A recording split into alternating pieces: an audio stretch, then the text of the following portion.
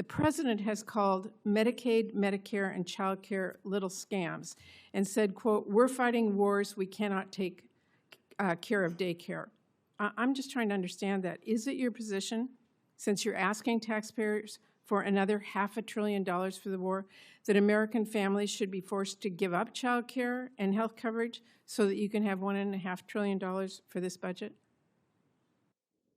Senator, that's not my department. I certainly support this, and I also support the president's efforts to find and remove fraud wherever possible in a general sense. I'm not talking and we about do that fraud. in our department as well. I'm at every step. not talking about fraud. I actually asked whether an American family should lose their health care or their child care to pay for this budget. That is literally what the president suggested. The president has proposed a historic $1.5 trillion budget that will defend the nation and confront threats like Iran, which previous presidents allowed to happen, as Senator Graham pointed out. Previous administrations said they wanted to take care of this problem, and they did not, and he's doing it. This committee, the question in front of the American people is, what are they being asked to give up for this $1.5 trillion? That's where I was talking about. And lastly, Mr. Secretary, your budget request cuts through Trump's ramblings and really, to me, makes the truth clear that you and the president don't value families as much as you value defense contractors.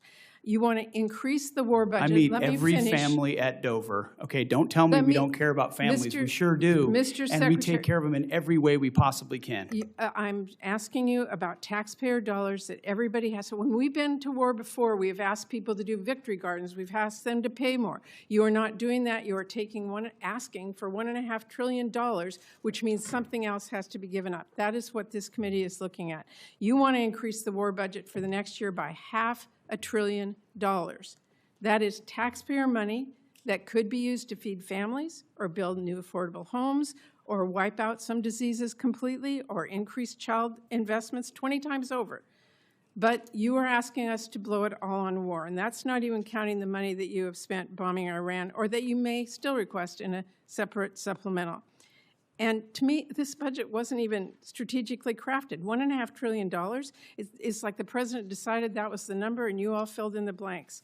So what I'm here today to say is you asked for a massive laundry list of unnecessary spending. It's a huge payday for defense contractors, and you still don't even ask to give DOD civilian workers a pay raise. And to me, this is absurd. I know you do not care what I have to say. So let me quote you someone you might actually listen to. President Eisenhower. He said, "Every gun that is made, every warship launched, every rocket fired signifies in the final sense a theft from those who hunger and are not fed, those who are cold and not clothed. This world in arms is not spending money alone. It is spending the sweat of its laborers, the genius of its scientists, the hopes of its children." That is what this budget proposal is asking.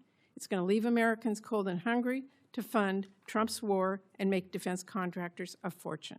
So that is why I hope this committee throws that in the trash and comes together with a budget that works for all American families. Thank you, Mr. Secretary. Thank you, Mr. Chairman.